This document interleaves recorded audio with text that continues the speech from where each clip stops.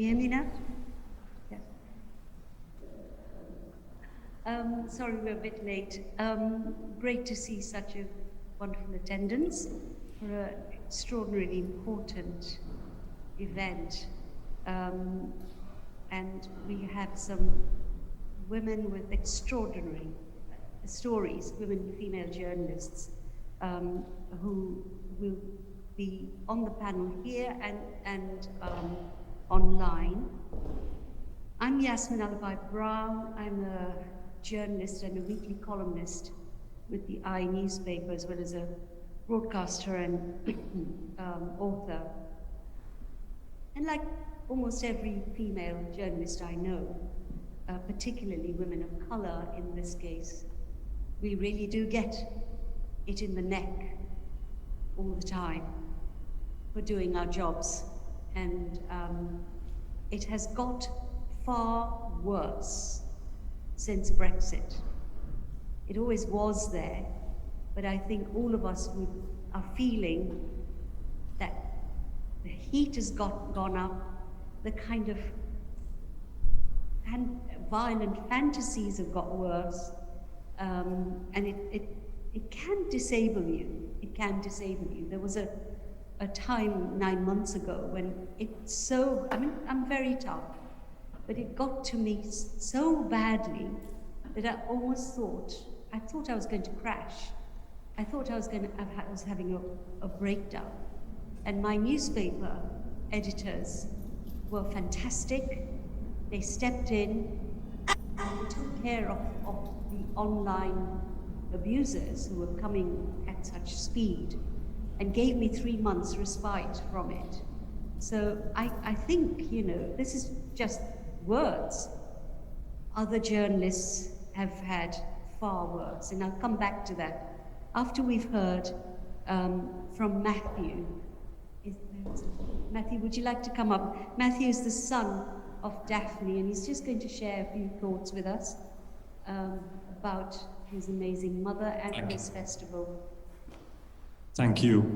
I'd really like to thank you, Car, and the church itself and all of the people who are involved in organizing this event and the festival, actually. It's the first time that something like this has been done for my mother. 5 years have passed since her assassination in October 2017. And I feel like it was the right time to do something like this. The first few years were extraordinarily difficult. My family really had to fight tooth and nail, together with press freedom NGOs, activists, opposition politicians, just to start getting justice for my mother. And all of that effort is paying off. I feel like we're getting closer to it, even though the struggle remains almost as hard as it was in the beginning, and things can quickly take a wrong turn at any moment.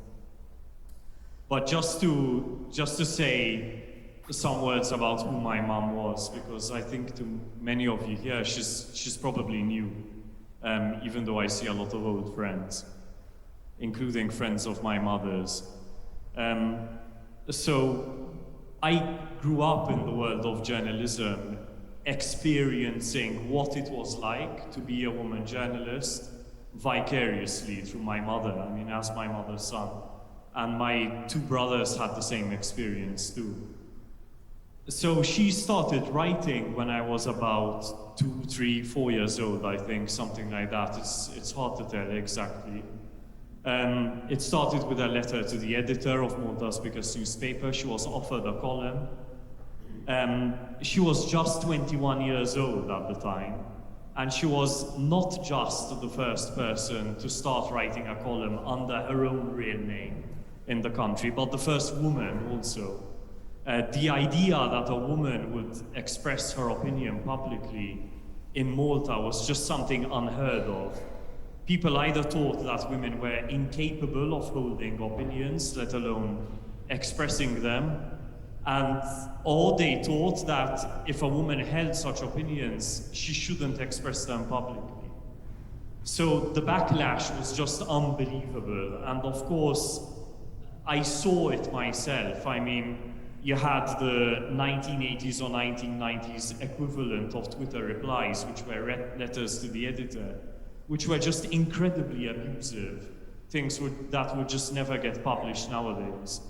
And of course, the 90s equivalent of Twitter DMs, which were just unsolicited letters in the mail. I mean, people would send my mother envelopes with human feces. I mean, of course, there were the death threats, all of these things. So many that she just didn't bother reporting them to the police. And of course, at the time, there was no real idea that such a threat could be acted upon. Things actually got worse. I mean, this is the thing, as Malta grew perhaps a bit more liberal by its own standards. I mean, we got divorce legislation in 2012. The harassment got worse. I mean, the more, I suppose, revelatory my mother's reporting became. She was the only journalist in the country with sources within public authorities who gave her a lot of information on corruption, and perhaps the only person brave enough to write about it at the time. So that exposed her to enormous risk. Over the past couple of years, we had a situation in Malta where people responsible for corruption, business figures, politicians, took over public authorities, captured them. That is the word that we use. And this left her completely isolated. It meant that the people that she was reporting on only had to get rid of her to get rid of all their problems. They knew that they had the authorities in their pocket. They had the media mostly in their pocket. So she was the only person left standing in their way. And this is what led to her assassination. They couldn't stop her any other way. They couldn't stop her by harassing her. They couldn't stop her with libel suits, abusive defamation lawsuits. They couldn't stop her with vexatious tax investigations. They had to resort to the nuclear option, which was a car bomb. And ever since that day, my brothers, the rest of my family, the NGOs that we work with, people who support us, we've been trying as hard as possible to tell that story, what this kind of harassment leads to, what this kind of isolation leads to. It can happen to any other woman, any other journalist reporting on the same issues, and in fact it does. Most journalists who are murdered because of their reporting on politics and corruption. So, I mean, I really thank you for coming. You're doing your part in spreading awareness, because what you hear today, I hope you'll talk to other people about and help spread the word about what this kind of harassment and what these kinds of attacks can lead to. Thank you very much.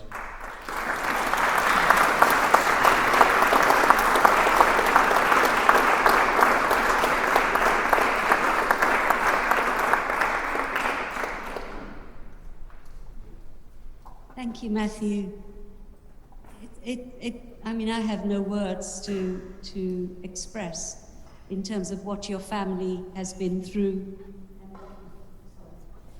and what the fight that you still have left in you. Long may you continue, and you have the support of every single person in this room and millions of others. But you know, remember that there are more of us than them. I think, I hope. I want to just begin with a few comments on the kind of, exactly what Matthew was talking about, that a woman in a public space, particularly politics or journalism, is apparently asking for it, asking for abuse, asking for insults, asking for threats.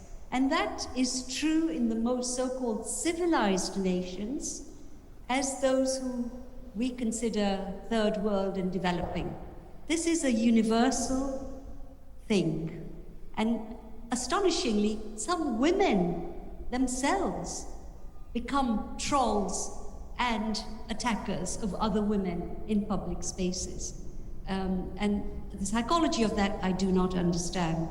I also want to remember a few journalists who somehow have not had the kind of coverage they should have had. And they're very recent cases. On the 11th of May this year, Shireen Abu Akla, how many people know who she is? Yeah. Was a Palestinian, a brilliant Palestinian journalist working for Al Jazeera. She was shot dead by Israeli soldiers. And one reason why our media doesn't cover it is because there is this anxiety about stories from Palestine and Israel. To me, she was no different from Marie Colvin, who was shot and killed by Syrian soldiers back when the awful war was raging in Syria. She was shot and killed. She was a tremendously effective journalist. And I used to love watching her, so did so many. And then they disrupted and stormed the funeral. You can see all this online. So the coffin nearly toppled. On the 20th of September, Bushra El-Tawal was imprisoned for the 3rd time by the Israeli authorities. And she is not allowed to work as a journalist anymore. On the 1st of June this year, Gofran Warsne, who was a refugee in a refugee camp in occupied Palestine, was going to take up a new job as a local radio presenter. And before she got to her job, she was killed. Now, my anxiety is that these amazingly brave journalists, and in case you think I'm picking on Israel, I've got a few more examples. In Afghanistan, in 2010, I knew her. I knew Malalai Marwan. She was a TV journalist and an activist. She was shot dead in Afghanistan. In 2021, Meena Carey, a TV anchor, was shot dead in Afghanistan. In Iran, today, 3 days ago, several female journalists and all kinds of journalists have been imprisoned, shot at, and apparently, I'm not sure about this, but I hear that a photojournalist, Elhai Mohammed, was killed. This violence against female journalists and male journalists doing their jobs is shocking to me, but equally shocking is how some lives matter more than others. We should have known about all of these women the way we know about Daphne, okay? It isn't a whataboutery, it is that the scale of what is happening is immense. And I know you're going to hear from Rana. The things that have been happening to Rana in a so-called country with a free press, i.e. India, is, to me, totally incredible. That this is allowed to happen to an admired Indian journalist who happens to be Muslim, okay? So I think I just wanted to put that on up for, so we remember those who have been taken out just for doing their jobs. I'd like to now introduce our 2 speakers on the stage, and then we'll go to our online speakers. Patricia Devlin is a crime journalist in Northern Ireland, and I shall give you a brief description of her. Oh, why don't you do that? You describe yourself much better. Hello. Thank you, firstly, Yasmin, for introducing me, and thank you to the organisers of tonight's event, and thank you to the family of Daphne for having us all here to remember. Brief bit about me. I'm a crime journalist from Northern Ireland, and over the last 3 years I've endured a lot of threats to my children, including a newborn baby, and the social media abuse and the smear campaigns have been huge, and it's had a devastating impact on me, both personally and professionally. And I'm here with this incredible panel of women to share my experience.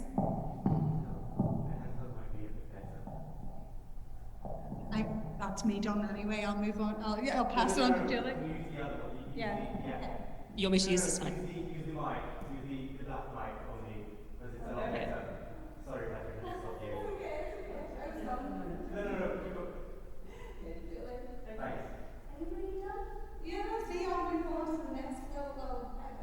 Do you want me to go on my story, Yasmin, or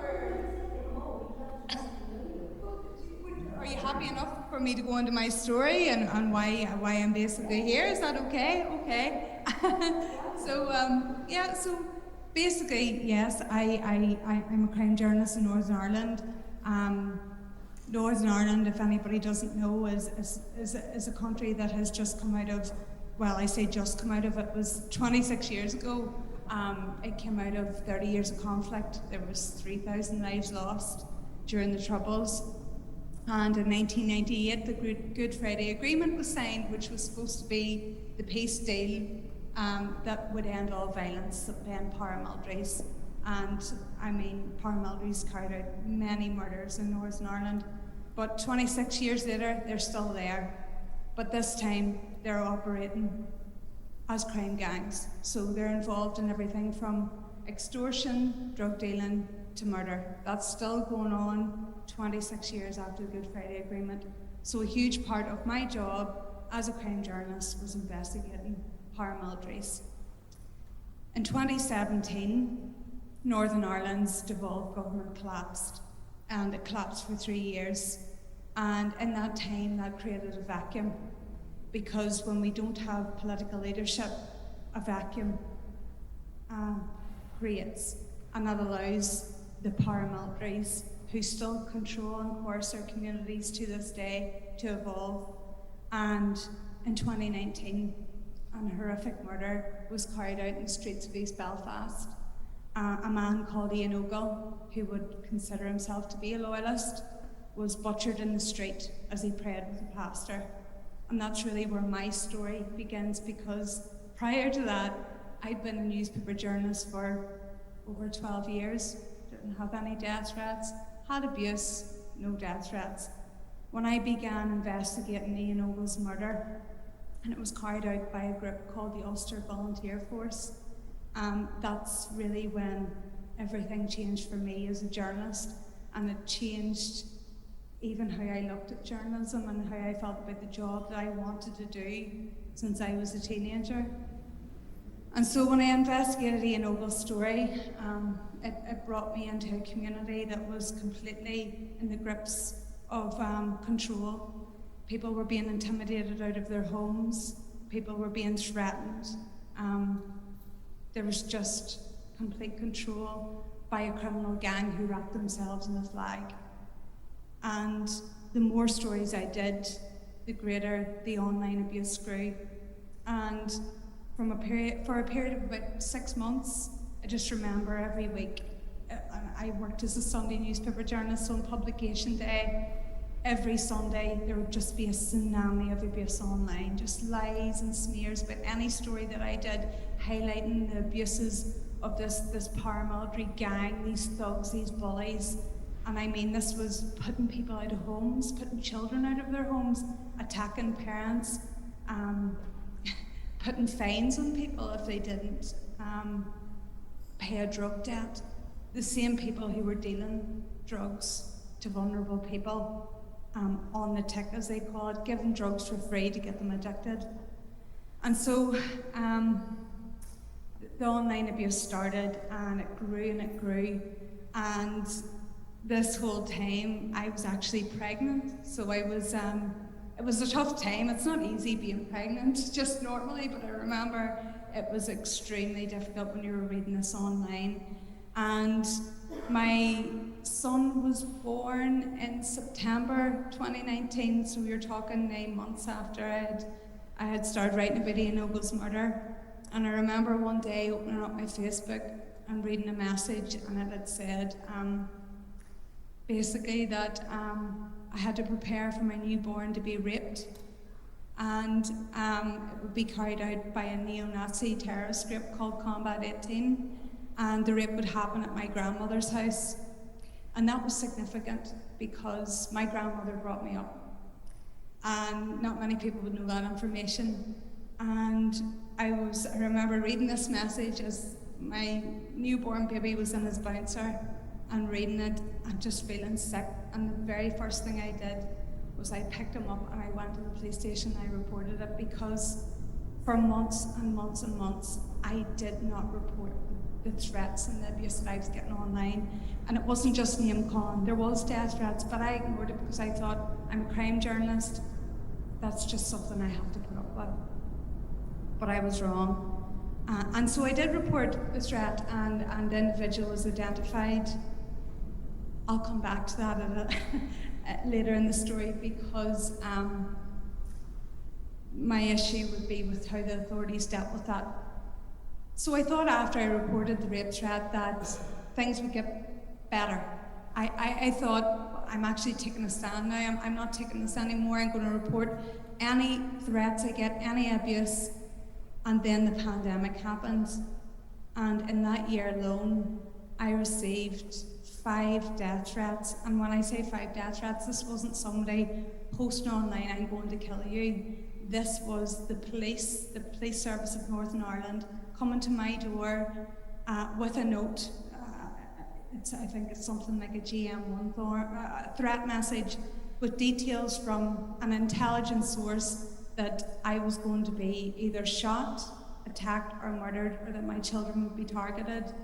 And I remember one of the worst things that the police asked me was, what nursery and what school do your children go to? Because we need to know. Because, and that's how bad it got. Meanwhile, the police who were investigating this rape threat against my newborn son had identified an individual who sent it.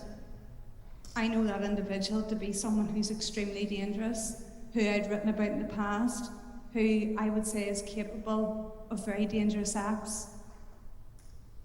For a whole year, I never heard anything back from the police. I was just fobbed off, and I was made to then go to an independent police watchdog in Northern Ireland and file a report against the police for a lack of an investigation into that rape threat.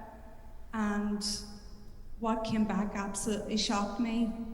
The police ombudsman, the independent investigator, found that the PSNI, the Police Service of Northern Ireland, had not adequately investigated the rape threat to my son. In fact, they allowed the individual who carried it out, who they knew carried it out, to abscond from Northern Ireland, to go from Scotland and on to Belgium. And at one point in Scotland, he was actually in police custody for another matter. And the PSNI had lied to me and said that they had already contacted Police Scotland to let them know that this individual was there. They never did. It all came out. So basically, the police ombudsman upheld my complaint and actually advised that the PSNI have better training on how they approach and deal with social media threats. So that was, I think, around the year that we're going into 2020, the pandemic. There's so much, I'm so sorry, it can get a bit confusing. But I think the real game changer for me was the following year after the death threats and obviously the ombudsman complaint against the police. I think for me, I realised that it wasn't going away. I mean, these people weren't leaving me alone. So it went from social media abuse to the death threats, rape threats against your children, and then it went to spraying your names on walls across Belfast with pictures of gun crosshairs. That didn't work either, so they changed tactic to putting vexatious complaints into my employers, into the likes of IPSO, who, IPSO investigate complaints on newspapers and other publications, and it was used as a weapon to beat me with. And it got so bad that I just could not, I just felt I was so on my own that I couldn't take this anymore, and there was no one protecting me. I mean, I went to the authorities, they weren't protecting me, they were failing in their duty. I felt my employers could have done better in helping me, but you know, they definitely could have done better. But I mean, because I felt like I was the only female journalist in Northern Ireland getting this abuse, I felt even my employers didn't know how to deal with this. And it was a very isolating and lonely experience.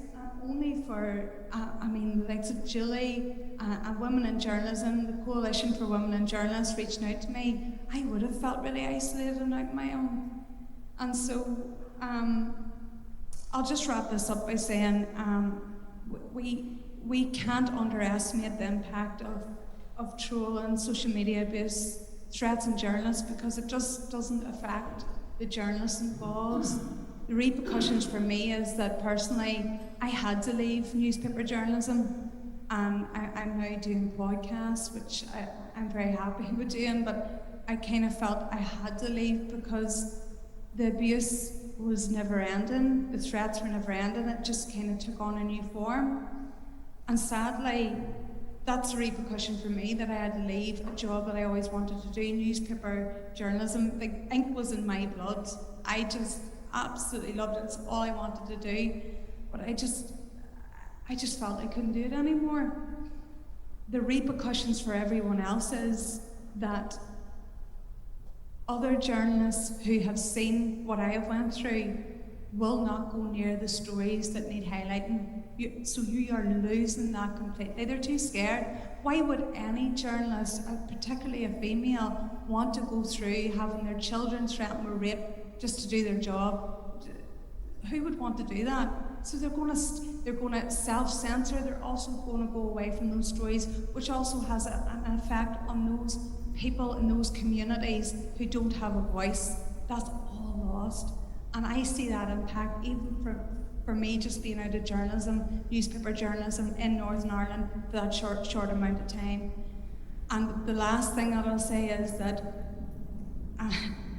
sorry, before I say the last thing, misogyny, which Yasmin touched upon, not one male journalist who was a rival to me, and there was many in Northern Ireland, had their children threatened with rape. No one was being called a prostitute. No one was getting the abuse that I was getting. And it was all misogyny. Lastly, I mean, the authorities, the social media companies, everyone who is failing to take on this abuse is failing a generation of girls and women. And I don't want to see that happen. And that's why I'm delighted that we're all here tonight, we're talking about it. And as Matthew said, please go out and talk about this. Please go out and tell your friends about it. And please tell your friends to support projects like this, the Daphne Foundation, everything. Thank you. Thank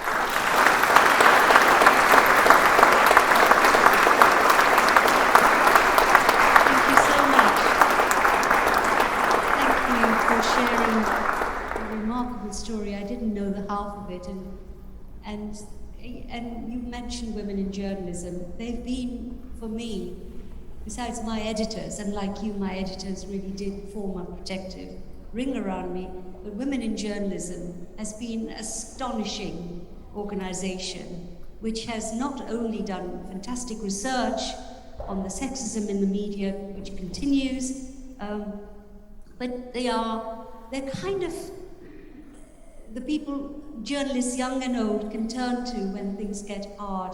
So I really want us to applaud Women in Journalism and the work that they do. We're now going to go to Rebecca, who's online, I think. I don't know if we can see her. Can we see her? Rebecca Vincent is the Director of Operations and Campaigns at Reporters Without Borders, press freedom advocate, and also press freedom advocate and human rights campaigner. So, Rebecca, can you hear me? I can. Can you hear me? Am I visible? Well, I welcome to the meeting and thank you so much for giving us your time. Thank you so much for having me. And just to apologize, I'm having to join from the airport. I'm actually on the way to Malta for some advocacy in Daphne's case. Otherwise, I would have loved to be with you in person this evening. So, it'd be great if you could tell us about your work and what you do in terms of the threats and terrible kind of targeting of female journalists around the world, I Look, guess? Well, certainly. Well, Reporters Without Borders works on press freedom around the world. But just to say as well that we're really pleased to see this festival kicking off. It's a really important program of events all week, and also pleased with the work we've done in partnership with women in journalism, especially grateful for the profiles that they have done on my fellow co-panelists here tonight and some other courageous women around the world. Each of these stories really deserves to be told, not only for their stories themselves, and you can see already with Patricia's powerful words the impact that this has on one person, but also the emblematic nature of each and every one of these cases. And really, it's so courageous for people to share their stories in the way that this panel will tonight. We have seen an alarming rise in the number of detentions of women journalists around the world. So some of the more kind of classic threats to press freedom can disproportionately affect women sometimes. Last year, imprisonment of women journalists increased by a third compared to the previous year. So by the end of the year, we saw 60 women journalists imprisoned around the world, which is now comprising 12.3% of journalists jailed globally. That figure has nearly doubled in just 4 years. Many of the newer detentions of women journalists are in Belarus, which in fact now imprisons more female than male journalists. And other women journalists are held in countries such as China, Myanmar, Vietnam, and Iran. But we see a staggering range of threats against women journalists beyond imprisonment. Of course, in the most horrific cases, this can culminate in murders. We're all gathered here remembering Daphne Caruana Galizia, and of course we are still fighting for justice for Daphne. Nearly 5 years on, we still have not yet seen criminal justice for anybody in connection with her assassination. We have impunity in other longer standing cases, Gauri Lankesh in India, Miroslava Breach in Mexico. Last year, 2021, 4 women were among the 46 journalists killed around the world, 3 in Afghanistan and 1 in Yemen. And sadly, as mentioned with the case of Shireen Abu Akleh earlier, this trend is continuing this year. I want to mention that last year, although that was 4 journalists killed out of 46, that was double the number of women journalists killed the year prior, even though the overall figure of journalists killed last year was lower than it had been for nearly 20 years. So these are all alarming. And of course, these are extreme examples, but we see so often this sort of just as Patricia has described, and as I know we'll hear from Rana Ayub as well, and Caroline Muscat and Julie, who has done superb research in depth into this. Too often we're seeing extensive online abuse and threats. Many of these cases bear very similar hallmarks, and too often we're seeing online violence blurring with real life violence. And so this can no longer be treated as just an online phenomenon. It has very real life implications. Some of these threats also accompany legal pressure and the risk of imprisonment, such as that faced by Maria Ressa. And I know Julie will speak more in depth because she's done a fantastic study on the abuse that Maria Ressa has faced as well. I want to mention a report that Reporters Without Borders published last year called Sexism's Toll on Journalism. We focused on the impact of sexism and sexist violence on women journalists around the world. The report defines sexism as all forms of gender-based violence, including discrimination, insults, sexual harassment, unwanted touching, verbal and physical sexual assault, threats of rape, and even rape itself. So I apologize for this noise in the airport, I'm just waiting. 84% of the respondents for our report stated that sexual harassment occurs against women journalists in their country. That's 84% of respondents. 30% said sexual assault occurs against women journalists in their country. 27% said rape threats, and 7% said rape occurs against women journalists in their country. 73% of gender-based violence against women journalists occurs online, 58% physically in the workplace, 47% by phone, 36% physically in the street, 15% by letter, and 13% physically at home.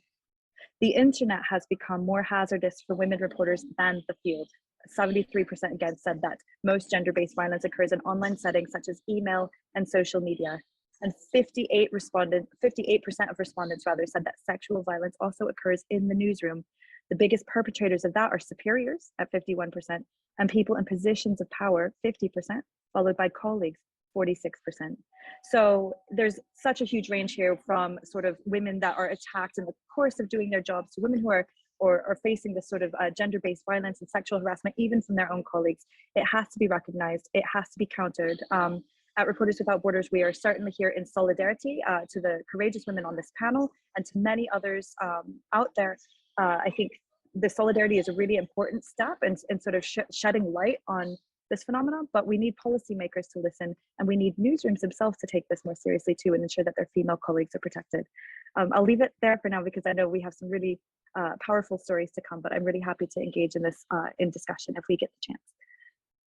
Rebecca, can I just ask you, if people want to access these figures, would they find them on your website? Yes, absolutely. So our website is www.rsf.org. That's for Reporters Sans Frontières. You can find on our homepage the barometer of press freedom violations, which shows at a glance the number of journalists killed and imprisoned around the world, and you can disaggregate that by country. And the report that I just referenced is called Sexism's Toll on Journalism, and that's easily findable on our website as well. Thank you very much. Thank you so much for joining us. And thank you for the work you do. You know, we will get there one day. We will. Thank you. Do people want to ask any questions to Rebecca while she's with us? Anybody got immediate questions? Well, thank you very much. You did us proud. Thank you.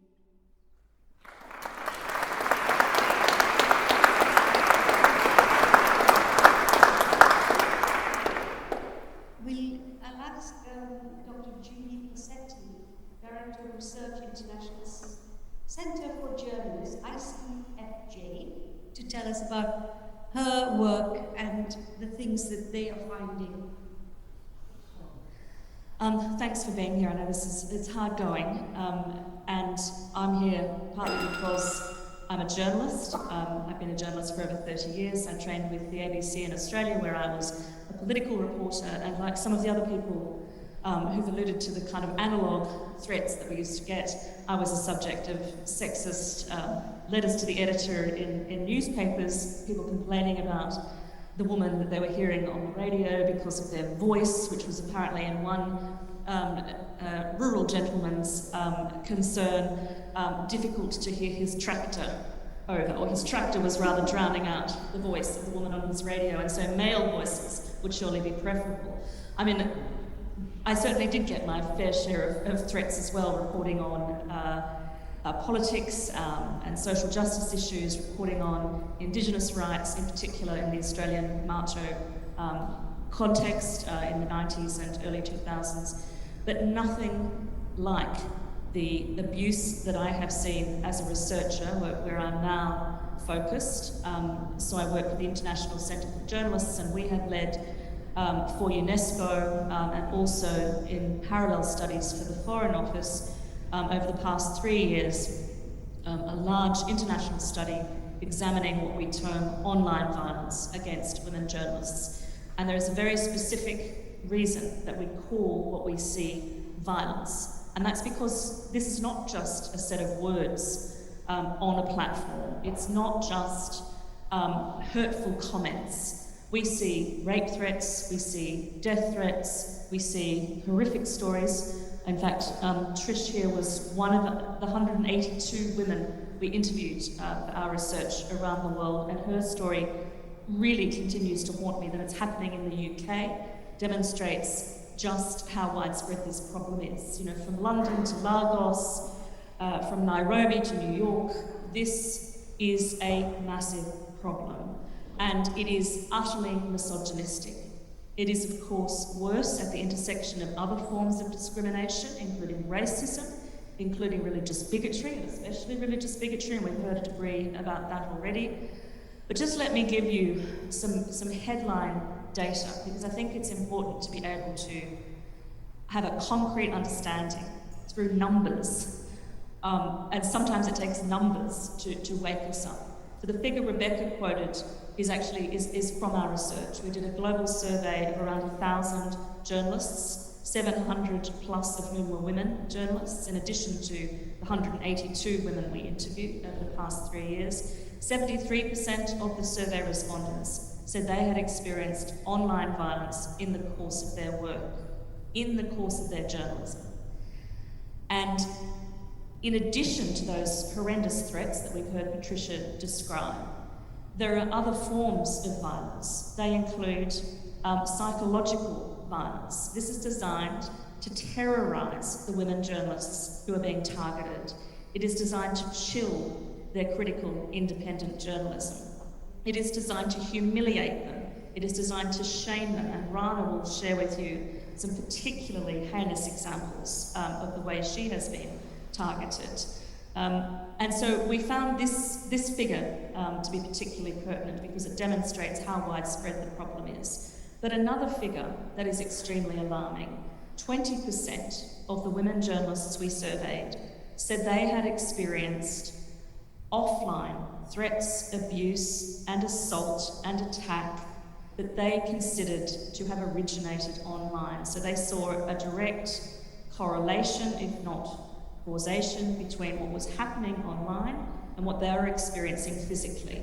And one example is the one that Patricia shared with us about having, in a climate of impunity online, which aids and abets crimes against journalists offline, she is threatened, she is abused, she is insulted, she is attacked.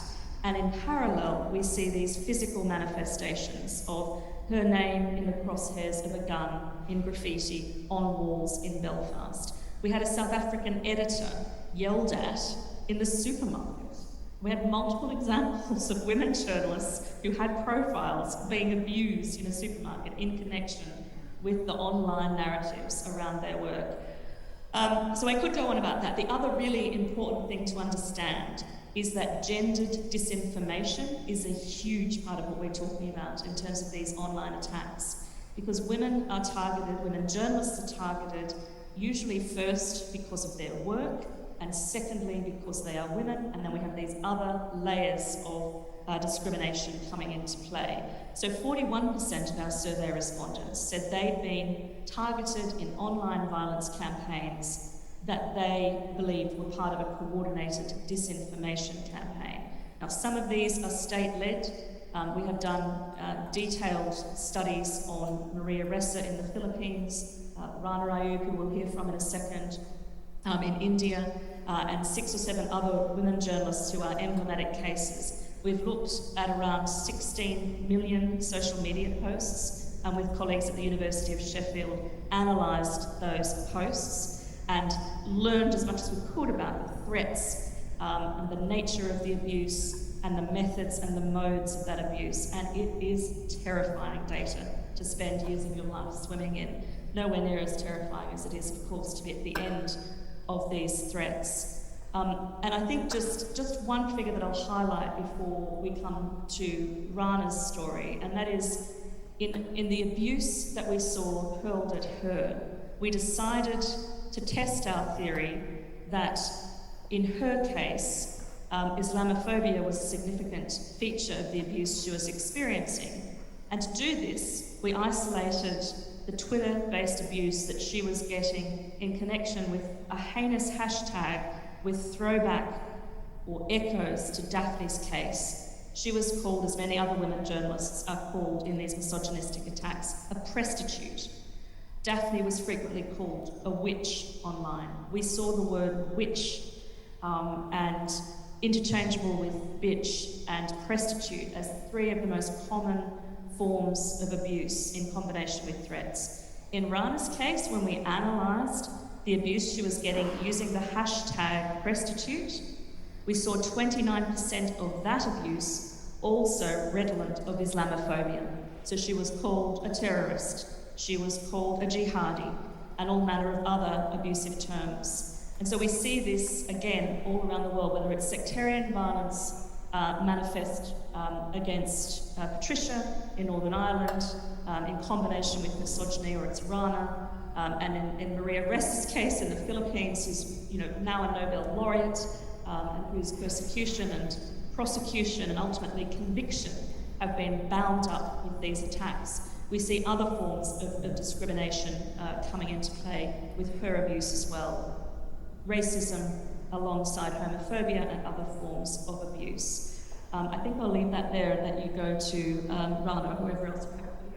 So we've got 2 more speakers online. But what you've just said reminds me, Caruana can't join us.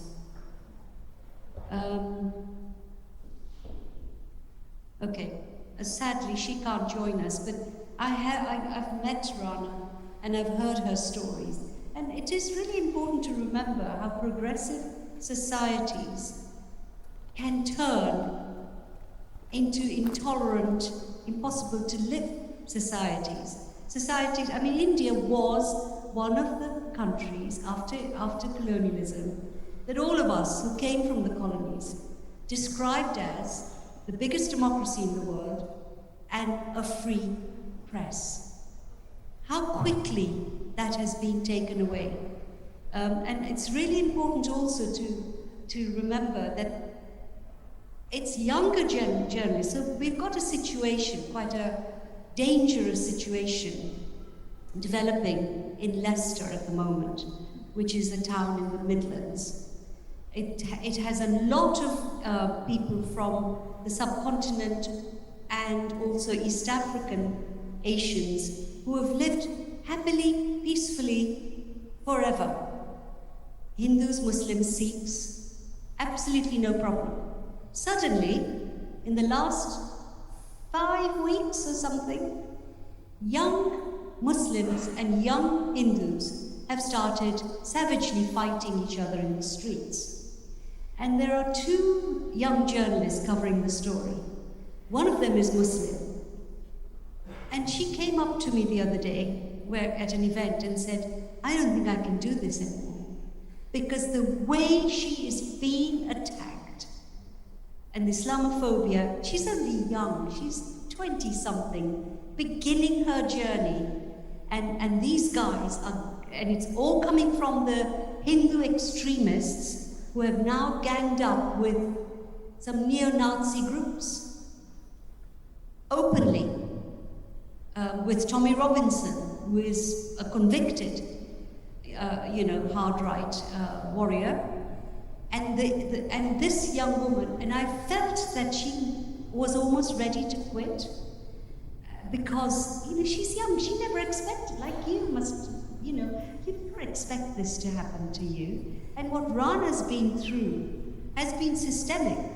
It's been organized. It's been organized at the highest level. I am banned from going to India. And the ban came because I did a session like this on the Delhi rape. Do you remember the young woman who was raped to death? And there was a film made by a BBC filmmaker. And at a journalists' club, there was an event about how she made the film, and this incredible story, which I still can't even bear to think about. And because I chaired that session, India has banned me. It's extraordinary. So I tried to go on holiday the last time I was going, and I was summoned by the High Commission, and they said I was a liar. And I said, in what way was I a liar? And they said, because you've lied to us because your father was Pakistani. I said, my father was not Pakistani. My father was born in Karachi in 1902. There was no Pakistan there. And you made disgraceful comments about India during the Delhi debate. And it was open. They said this to me, to my face. And so when I said, I want to go on holiday, we will give you a journalist visa, but you're not allowed to work as a journalist. I said, I want to. And they treated me so shabbily, but now I've been told, don't even try. You're not welcome in a land of free press. And it's such a pity that Rana isn't here to share her truly appalling stories. And this is the interesting thing, that some of the most rabid attackers are Indians who are living in the United States. They're the kind of cool guys, you know, modernized guys, and Indians who are living here.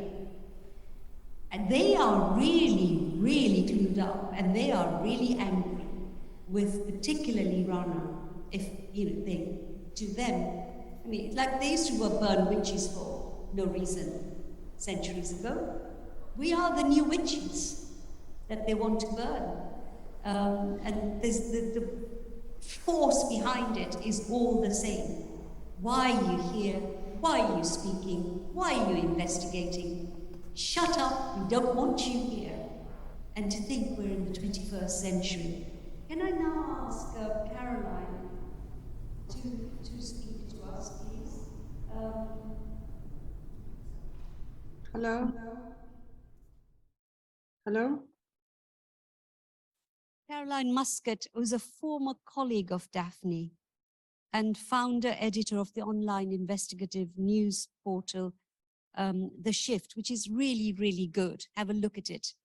Her job, like that of Daphne, is to expose corruption at every level and hold the Maltese government to account. So, Caroline, would you speak to us, please? Hello. Thank you for having me. It's lovely to see some of my women colleagues we haven't met in a few years because of COVID and then other issues. So it's lovely to see everybody again. Well, you know, we're approaching the 5th anniversary of the assassination of Daphne Caruana Galizia. I set up The Shift 3 weeks after she was assassinated brutally by a car bomb a few meters away from her home. It's been a very difficult 5 years in which we've done a lot and we've achieved a lot, and at the same time nothing has changed or very little has changed. Yet the progress we make gives us hope. The Shift started by trying to understand the hate around Daphne Caruana Galizia's writing. We did a 6-month investigation, which we have published. We have presented those findings to a public inquiry set up to look into her assassination. It was a 2-year campaign just to have this start. It was thanks to the family of Daphne Caruana Galizia, the foundation.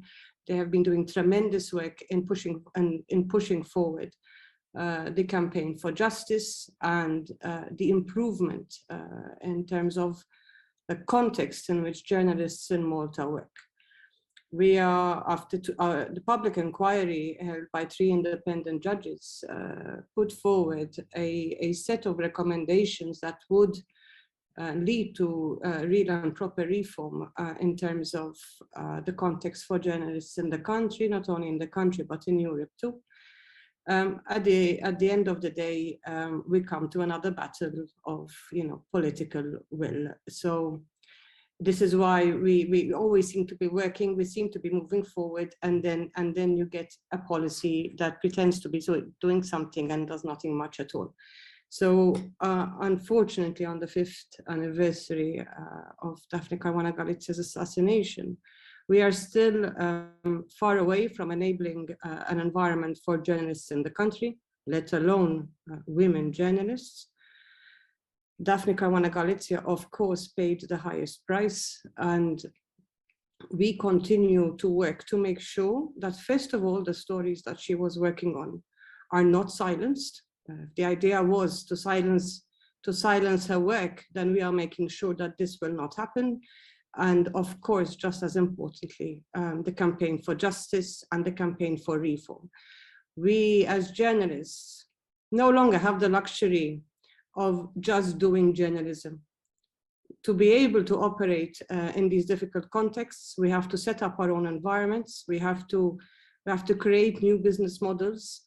We have to learn how to manage. We have to learn how to, while doing all this, deal with all the abuse that we face. I can't think of any other profession where, you know, you wake up in the morning and you open your email or social media or whatever, and you're faced with insults on a daily basis. This is not fair to anyone, not whether it's men or women, but it's obviously there's a particular language reserved for women. There's a particular tone, and you know, Malta is ultimately a misogynistic society, but we have to work within this context regardless. And to be able to be successful, to be able to push forward the reform that we need to achieve, we very often have to ignore all that we get. We just have to push forward. And here I would really like to thank the work of international organizations, Julie Posetti, Rebecca Vincent. They've been doing tremendous work in helping us in our own territories to continue to do the work that we must do. Thank you very much. Are there any questions you'd like to ask? If so, Mike. Just bear with us, we've got a couple of questions.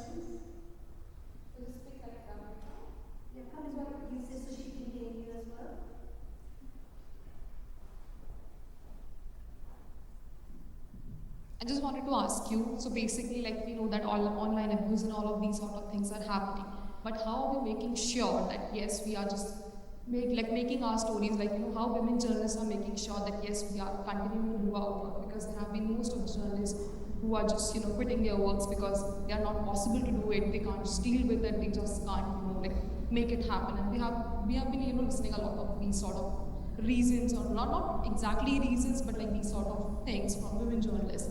But what exactly we are doing to make sure that, you know, because online abuse, you cannot just escape from it. It is going to happen and there is nothing we can do about it.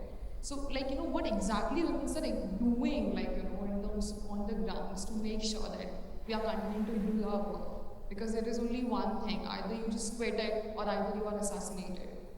So, like, I just wanted to know, like, what exactly newsrooms, like, what exactly editors, what exactly, you know, all of these publications are doing to make sure that, yes, we continue to do our work.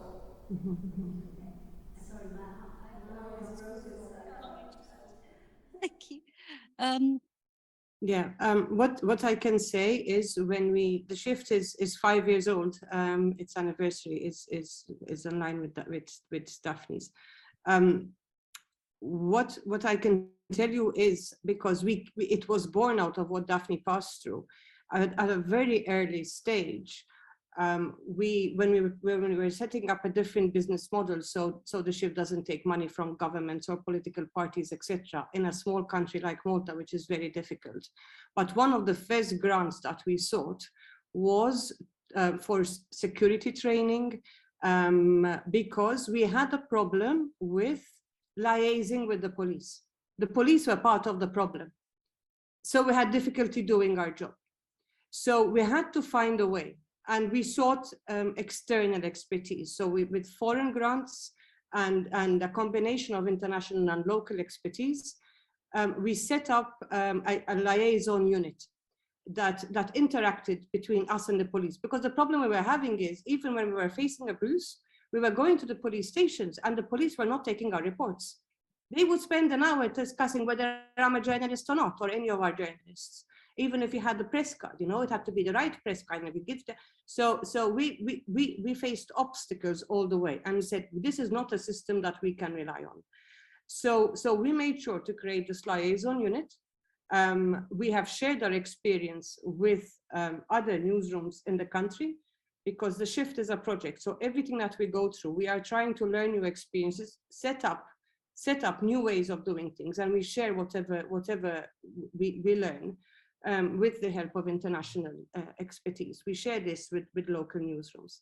And we feel that this liaison unit helps us, gave us some very, very useful tips. So for example, if only last week, one of the major propagandists for the party in government decided to launch an attack for 3 days, particularly targeting me. I get removed from social media. People are cleaning up, you know, the space. They are recording what's going on, and they are filing the necessary reports. Even if nothing happens with those reports, there is a trail, there is a record. So we don't have, one solution. There are things we learn along the way. This has helped us in terms of at least being able to continue doing the job that we're doing. And then, unfortunately, and this is only human, there are ways in which every individual copes. So when I see this attack, I don't touch social media. I just can't. And it affects what you do. This is not something we should need to cope with, but it is the only way I can cope. And I'm sure different people have different ways of coping with this. But it is, a mix of these solutions, and above all, a determination to push forward and not accept it. It's not the same case for everyone in every country. Of course, I understand this.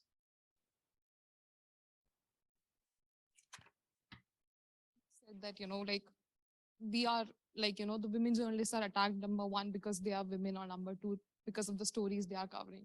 Do you strongly think this one? Because I don't know why I strongly believe that, we are being attacked, because, number one, because of the stories we are covering, and number two, because we are women. I just don't know. Like, I'm just a broadcast journalism student. I just finished my master's, so I'm trying to make a career in journalism. But I don't know why I strongly think that we are being attacked, number one, because of the stories we are covering, and number two, because we are women. So I just don't know. Like, I just wanted to know more about it. Thank you. I tend to agree with you. Even when it comes to Daphne Caruana Galizia, my personal view is that she was killed because of the work that she was doing. It was easier to do it because of who she was. She was a woman. She was isolated. She suffered from a 30-year dehumanization campaign, but she was killed because of the work that she did. I have a bit of an issue when we associate the work of women journalists with femicide and this kind of thing.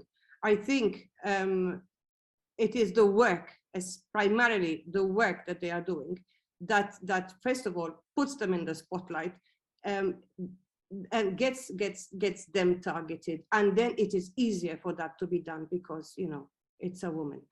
I'm not sure if everybody agrees with that, but yeah, I mean, I'll just back that up. I mean, that very much is borne out by our research that women are targeted broadly online, but when women journalists are targeted, they're targeted specifically because of an attempt to shut them up. I mean, the report, we have a book coming out in November which details all of this research, but the extract from it called The Chilling you can find online, and it goes into detail about how we see this working. And there's also a chapter on newsroom responses, which you might find useful. And I mean, just to echo what Caroline said, it's responses that we see as more effective include a holistic approach that involves both digital and physical security, along with psychological support, and increasingly an emphasis on public statements of support from the news organisation that has employed you or publishes your work, because too many women have been left on their own to battle these onslaughts, and they really are like tidal waves of abuse. So these things are all, I think, quite useful. That you can just, I mean, the title of the book and the chilling is telling, right? So it's all about trying to shut us up, yes, because of the underlying misogyny, but specifically because of what we're reporting. And just to underscore again, something that Caroline pointed out, which is that in the amazing investigative work that the Shift did, demonstrating what the public inquiry has since concluded, which is that this online violence really does provide a climate that allows for other heinous acts, including, murder through a car bomb. And we see that in many of the other cases we're investigating. And in the case of Rana Ayub, who sadly isn't with us, but we refer back to the abuse that she gets, which often references Gauri Lankesh, who's a journalist, an Indian journalist who was murdered with impunity at around the same time as Daphne Caruana Galizia. And so these things are terribly interconnected. Now, there are lots of young women here, and I don't want you to go home discouraged. I really want you to know that hard though it is, and harder though it's become, we need you to take up the space that is opening up for you, because it really matters that you are bold and brave and do stuff that the older generations have been doing. And it will be harder in some ways for you. But I really want you to know it is in some ways one of the most exciting things that you can do in a lifetime is be a journalist. There's another thing I wanted to bring up. Coriolanus, Shakespeare's play about the tough, unafraid soldier. It's a murderous play. And there's one line in it which I hold on to, that this tough man who can, soldier of soldiers, says at one point in the play, I've taken the blows, but fled from words. Words wound, whether they lead to actual physical assaults. They wound, they cut, they make you bleed. And so I think sometimes this idea, it's only words, it's freedom of expression, people should be able to say whatever they want. There's very little understanding of the psychological damage it does, even to the toughest people. And why should female journalists have to put up with it? Why? For wanting to be or do something they want to do and be. It's extraordinary to me that they can disable you. I know several who've given up. I teach journalism at Middlesex University. And two of my students, who were very, very, very bright, just didn't go there at the end. They just felt too scared, or their parents were too scared. And so they are having an effect. But there's also a funny side to this. I think we should have a lighter moment. So, every day, all the time, night or day, trolls tell me to F off where I came from, and that I'm a liar. And I'm a liar because 6.5 years ago, I did something incredibly stupid. I mean, the stupidest thing I've ever done in terms of online stuff. I never thought Boris Johnson would ever be elected leader of the Conservative Party. I didn't think it was possible. So stupidly, I tweeted and said, if this man ever gets to be leader, I'll leave the country. 6.5 years later, they're still going on. You're a liar. Like a child who said, you told me you'd take me to the park and you didn't. You're a liar. And fuck off where you came from. So it never ends. Any questions, please? If you've got questions, tell me if, yep, Mr. York? How does all this relate to the online arms bill, which is in the ether at the moment going through its processes?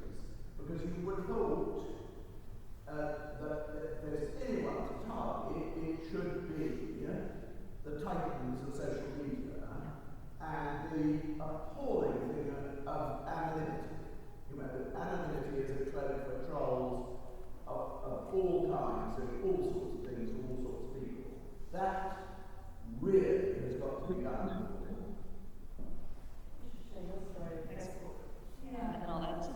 Like the Facebook files.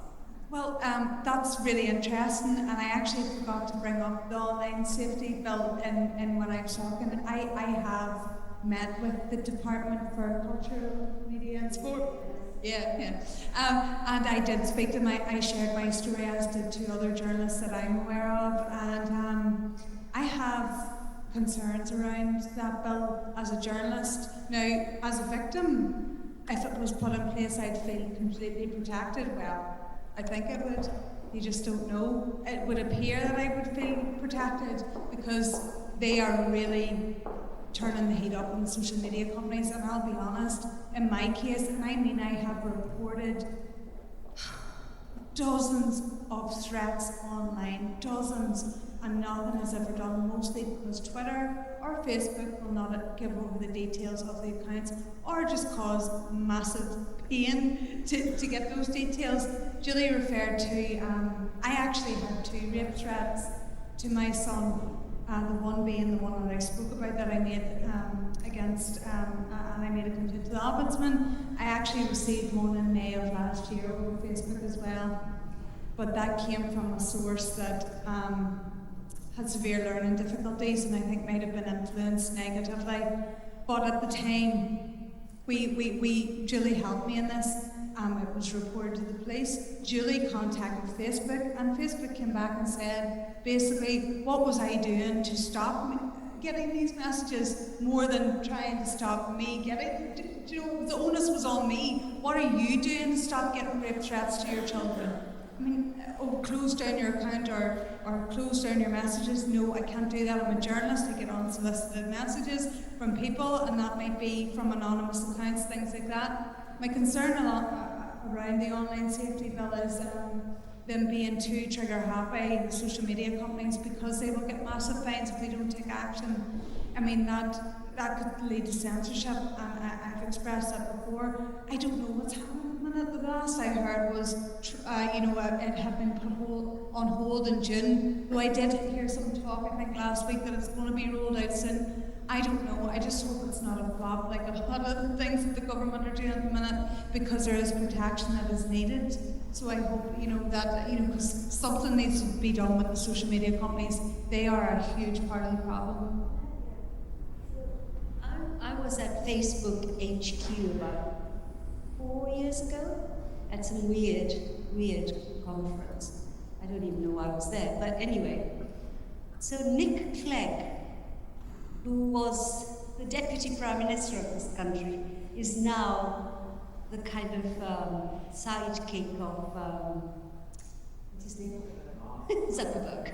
He's his sidekick. And it was largely an American crowd, mainly young start-up kind of people in tight jeans and things, and I don't know what I was doing there. So then Nick leaps on the stage thinking he can do his stuff, and he didn't expect anybody from Britain to be there, okay?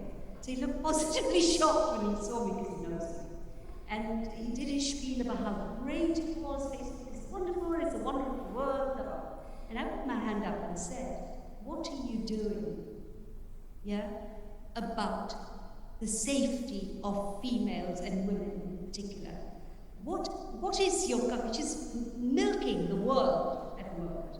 And he says to me, smile on his face, boyish face, well, Yasmin, it's not up to us, it's up to governments. I was so utterly disgusted by his answer. And that's what they keep doing. They shove it onto governments, and governments, of course, your anxieties are the anxieties of every journalist. That give this to governments, and they will do whatever they can to suppress our rights to express what we want. And so it's a very, they're just shoving responsibility from one side to the other. Now, before I forget, I would have asked Rana to talk about her extraordinary book. But if you haven't come across it, the reason she became public enemy number one was because she was one of the few people in India who wrote about the massacres in Gujarat when Narendra Modi was the governor there. And it's like these killings never happened. And there were not as many as in Rwanda, but it started like the killings started in Rwanda with words.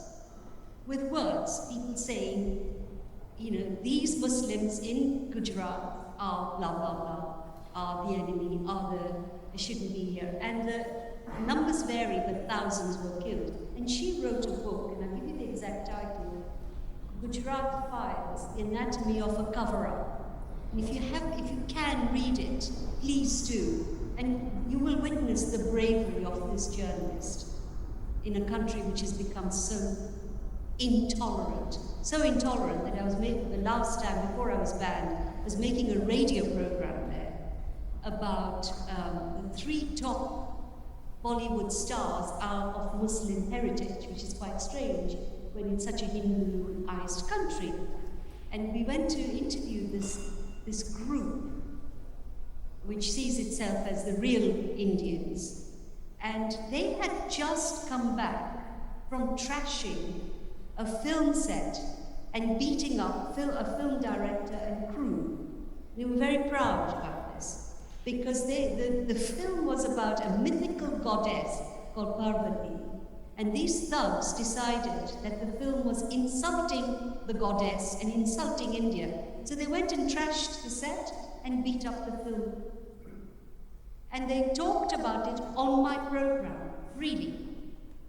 So it's pretty tough in many countries. And we haven't even mentioned Saudi Arabia, which is locking away women activists for 25 years for tweeting. We haven't talked about the Gulf countries, Qatar, where the bloody World Football is going to happen. The whole targeting of women and the kind of cruel cutting off like one of the things they often say to me is, we want to cut off your tongue. And that is what they're trying to do. And it's horrible. And just a few years ago, an MP, and I'll end on this so we can have final words, an MP called Michael Fabricant, who's a total, in part idiot and in part quite dangerous. He's a Conservative MP for Lichfield. He tweeted when he watched me on television, and I get threats, I get death threats. They even arrested three men in years gone by. He tweeted, I'd like to punch Yasmin Ali-Brown in the throat. Okay? And that told you, didn't it? How do you silence somebody? Not stab her in the heart, but punch her in the throat. He was made to apologize that he really told me everything about this misogyny against women in the public space. If there are there any other questions? Anybody want to? Yes, come. How nice. And that was so Thank you. Thank you so much for sharing your stories with us today, because it's so brave of you to sit here. I know the abuse that you've received is awful. I work for the BBC. I recently started getting abused when I was covering the farmers' protest that was happening in India. And last month I did my panoramic investigation where I investigated explicit images being shared and traded online without women's consent, and I exposed the perpetrator. And then came the abuse. So it's been quite intense on social media, on emails, Instagram, Twitter, as you can imagine. I mean, nothing like you guys, honestly. But it's been so incredible actually to listen to you guys today. You're so strong talking about it. And I just wanted to know in terms of advice and tips for anyone that does experience these messages. I mean, you guys obviously receive it quite often on a daily basis. How, as a young journalist, how do you cope? How do you move forward? What advice would you give to someone like me? Thank you. Well done on the work you've done. What's your name, son? Monica, well done. That's amazing work. I can only give you the advice that people provide, which might be great, but I'm still here. First of all, if you ever do receive anything that crosses that criminal threshold, you report it to the police. No matter if you think it's going to be useless, just do it. Report all tweets or anything, any social media company that you get, report it all, keep a log of it, and also take regular, and I mean extremely regular breaks from social media, because it is not the real world. It can be very toxic, and just, be as kind to yourself as you would be to a loved one who's going through a hard time, because I think at times, do we talk to ourselves the way that we would talk to somebody like our best friend or a family member who's going through a hard time? No, we're too hard on ourselves. So remember, the reason that you went into journalism, that you're doing a good thing, but sadly this abuse can take away. Just self-care, breaks from social media, reporting to the police, logging it, even with, and keep getting contact with organisations, like Julie's organisation, Women in Journalism, anything. That's the support you need, and you'll get it there. And Julie, you'll offer better advice. Yeah, not better, just complimentary advice, but camaraderie, the support that you can find. One of the most awful aspects of the ongoing and especially the really intense abuse is that women who have been marginalised in news organisations, who've had to fight for every byline, for every on-camera role, for every investigative role, find themselves feeling as though that they can't even raise this with their employer.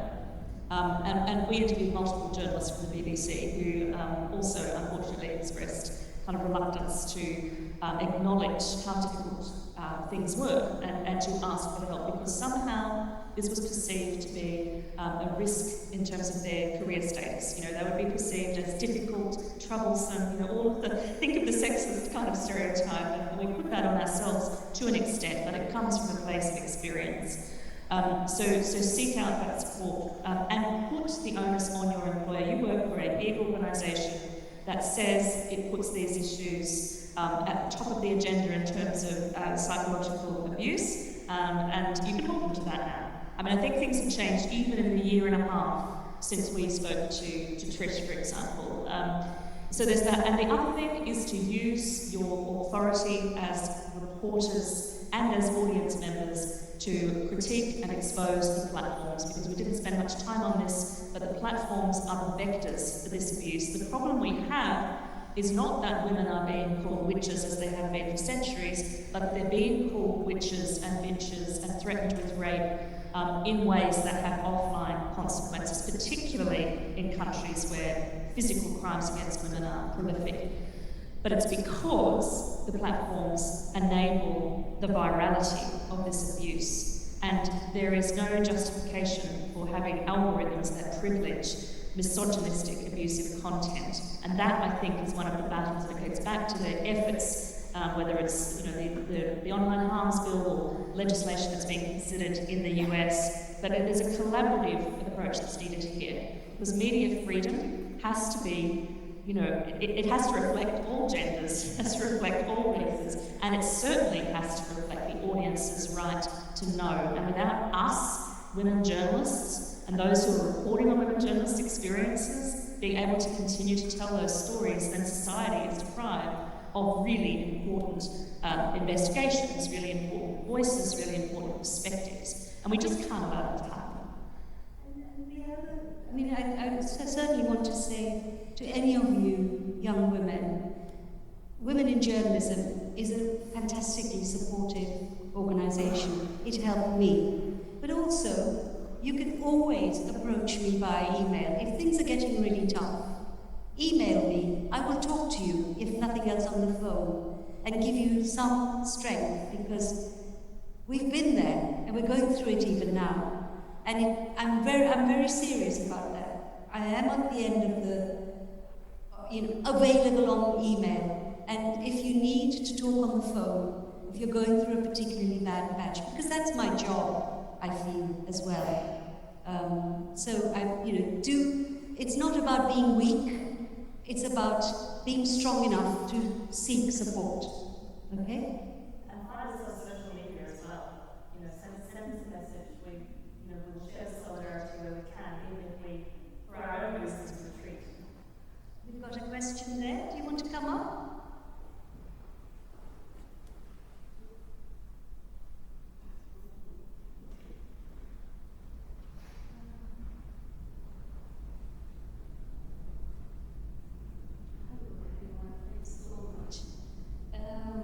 My question is, and in particular for you, Patricia,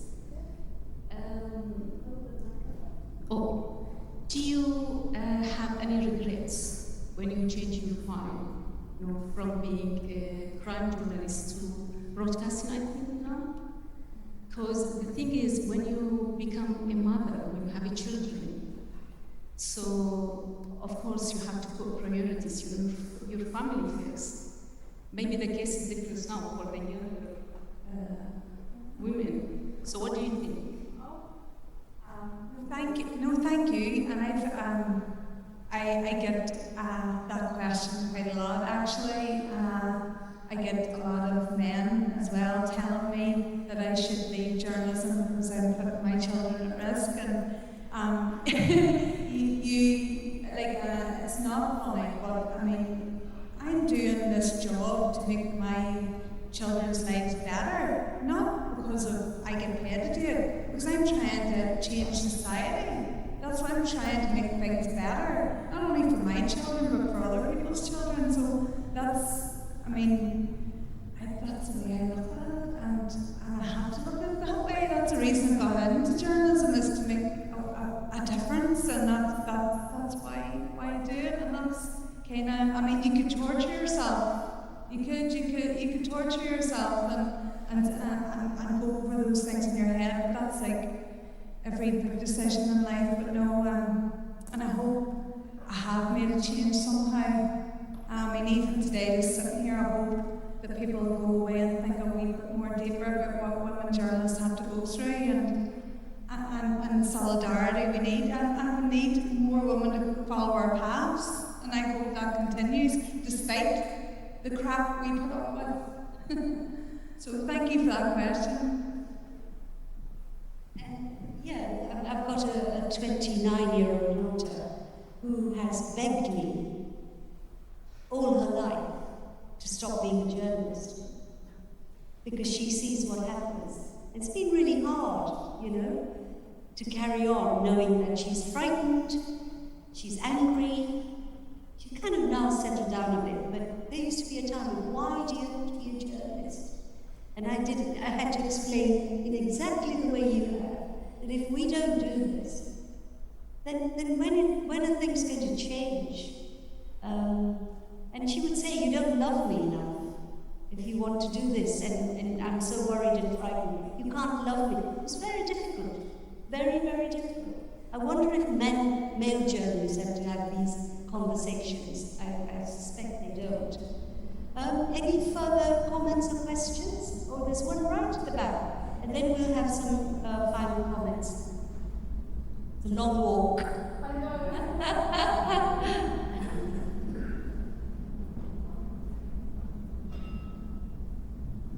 I just want to ask, as a female journalist, how do you deal with imposter syndrome, and does the abuse make it worse?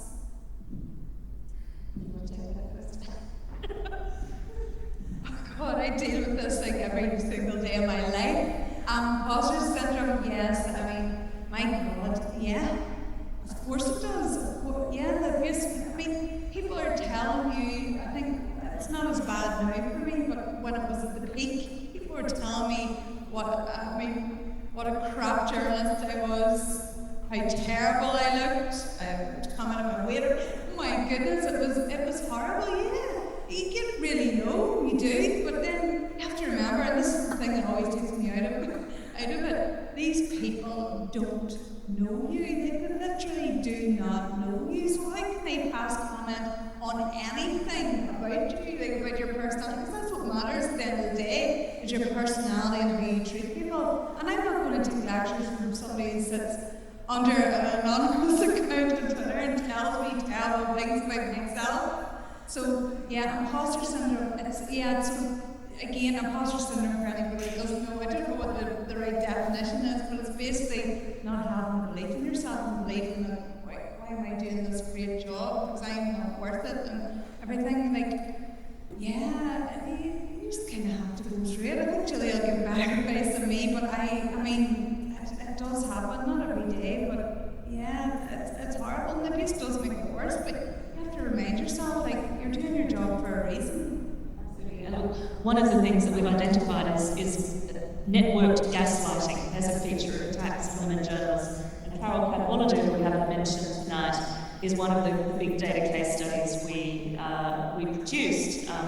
And Carol talks about how just seeing that data in front of her made her feel so validated, because up until then she started to believe, am I actually a problem? Am I not a good journalist? Have I made an error? And in actual fact, the targeted attacks are designed to undercut your confidence in yourself and in your professional capability. We found that in all of the case studies we looked at. And I mean, just as a sidebar, so I constantly get abused because I'm standing in solidarity or publishing research that proves that what these women are saying is in fact real, and here it is. This is what it's like to be at the core of a storm. And so, and I have the same experience of feeling like, well, maybe I'm not actually, on top of this. what am I doing here? And this time last week, I addressed the Human Rights Council at the UN in Geneva under that ridiculous ceiling on these very issues. And it was really only then that I went, actually, damn it, I've done the work, and this is really important, and you all need to hear this. And I think that kind of, we have to keep coming back to that. Well, I must have very strange genes, because I've never suffered this. All I think is, you bastards, who do you think you are? I'm really, really good. F off, you know.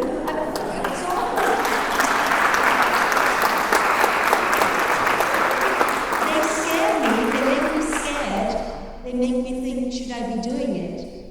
For safety reasons, and it was, it's so upsetting. But I've never, and I think it is, Carol was a very good example. She's one of our most extraordinary investigative journalists. And even on the newspaper, where she wrote her early investigations, her male colleagues said to me she was mad. So I put her in my book. I wrote a lockdown book called Ladies Who Punch, and there are 50 stories of extraordinary women who refused to stay in their place. You'd be in there now. And I put her in the book because I was so shocked at misogyny from the liberal left side this time, because she was doing a job that they hadn't done. She was mad. And they still say that. And they do. Mad cat lady. Mad cat lady, yeah. We have some final words. Who's there? Okay, one last question and then round up. Yeah. Do you want to come up or stand up or?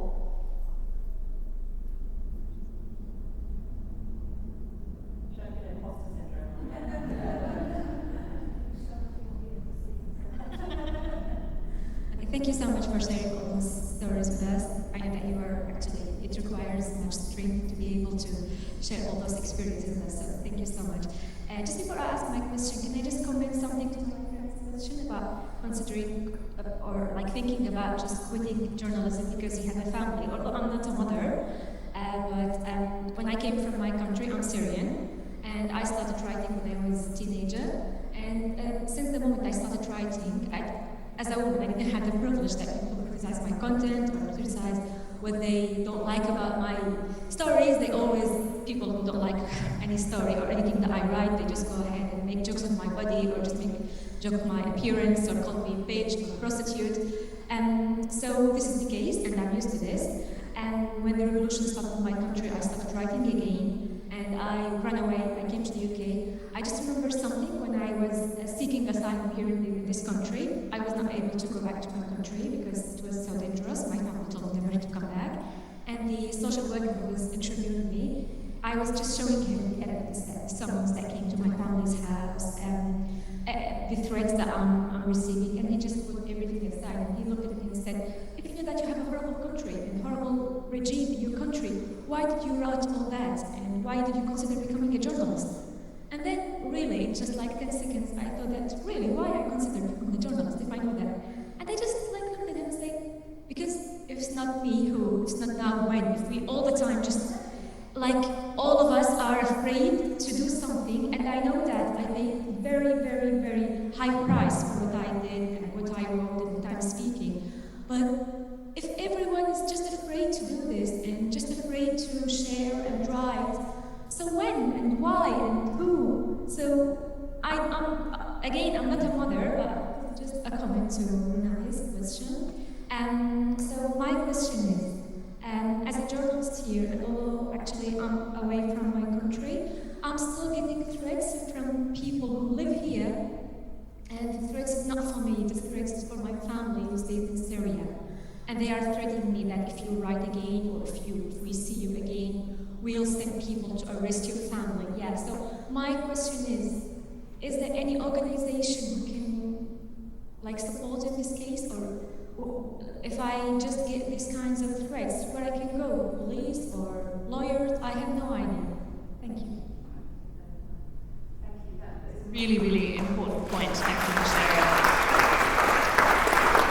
So, two points. points and then some advice specific to that.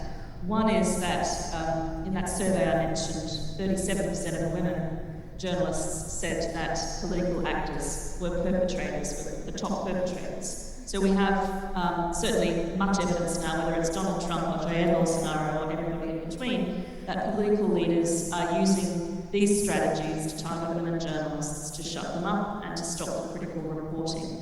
One of the things we also know is that regimes are using online violence as a form of extraterritorial assault against journalists. So we see this in the case of the BBC Persian journalists who've been targeted over several years by Iran. That case has been taken to the UN.